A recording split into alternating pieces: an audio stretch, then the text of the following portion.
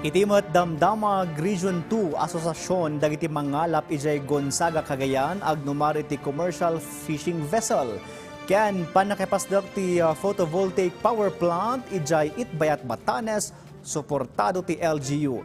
Dayta ken dumapay damag iti rehiyon uno iti report ni Dayan Monica Tukay. Iti Cagayan, manamnamang agnumarte San Jose Fisherfolk Association iti Barangay San Jose Gonzaga, iti 62-footer 20 gross ton commercial fishing vessel manipod BFAR. Aggatad dayto iti nasurok 10 million pesos ang makatulong tapno mapapigsa ti kapasidad dagiti mangalap ken mapalakat ti access da kadagiti fishing technology. Sakbay ang maangay ti turnover nang isayang katdapa iti dialogo may naig iti daytoy. Iti Isabela, nang isayang kat ti PDRRMO Isabela ken MDRRMO Itchagi ken Jones, iti mass casualty simulation exercise tapno mapabilag pay dagiti rescuers para iti rescue operations.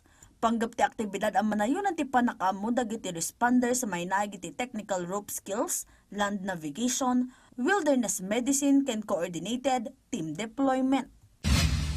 Iti Nueva Vizcaya, inpaay ti probinsyala gobyerno dagiti cheque nga agatad iti nasurok 15 million pesos kadagiti barangay, pagadalan, civil society organization kas pondo para iti infrastructure, equipment, ken community development projects. Naipaay dayto iti barangay Rojas Solano para iti procurement ti drum truck. Napalagipan dagiti benepisyaryo nga agsamitirda iti financial utilization reports da, akasapulan tapno maipanamnama ti transparency. Impanamnama ti Governor's Office Financial Division, tinaingat ang panagwanawan da kadagiti proyekto. Ken iti Batanes, suportado ti sangguniang bayan ti Itbayat ti singasing ti National Power Corporation a panakaypasdak ti photovoltaic power plant nga daan iti energy storage system iti munisipyo.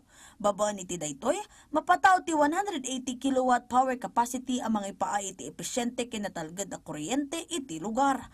Makatulong ti planta amang kisay iti panagpanuray ti pagilian iti krudo, mangpababa iti operating cost, mangpasayat iti seguridad ti enerhiya, ken mga itandudo iti environment sustainability, may tunos iti kampanya ti nasyonal a gobyerno a pagbalinan ti pagilian kas climate resilient.